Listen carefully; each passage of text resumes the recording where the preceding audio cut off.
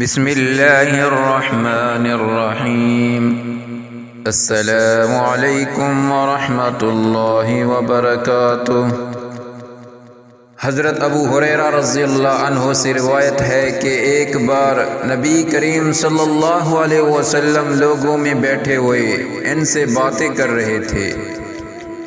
اتنے میں ایک دیہاتی آپ کے پاس آیا اور پوچھنے لگا کہ قیامت کب آئے گی؟ آپ صلی اللہ علیہ وسلم اپنی گفتگو میں مصروف رہے۔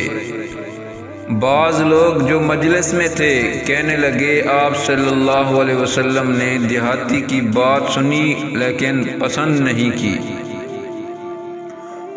اور بعض کہنے لگے کہ نہیں بلکہ آپ نے اس کی بات سنی ہی نہیں۔ جب آپ صلی اللہ علیہ وسلم اپنی باتیں پوری کر چکے تو میں سمجھتا ہوں کہ آپ صلی اللہ علیہ وسلم نے یوں فرمایا، وہ قیامت کے بارے میں پوچھنے والا کہاں گیا ہے؟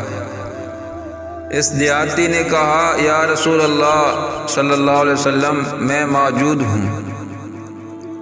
آپ صلی اللہ علیہ وسلم نے فرمایا کہ جب امانت ایمانداری دنیا سے اٹھ جائے تو قیامت قائم ہونے کا انتظار کر۔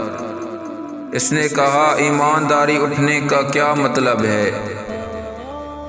آپ صلی اللہ علیہ وسلم نے فرمایا کہ جب حکومت کے کاروبار نالائق لوگوں کو سونپ دیے جائیں تو قیامت کا انتظار کر۔ اس ویڈیو کو ثواب کی نیت سے اپنے دوستوں کے ساتھ شیئر ضرور کریں اور چینل کو ضرور سبسکرائب کریں۔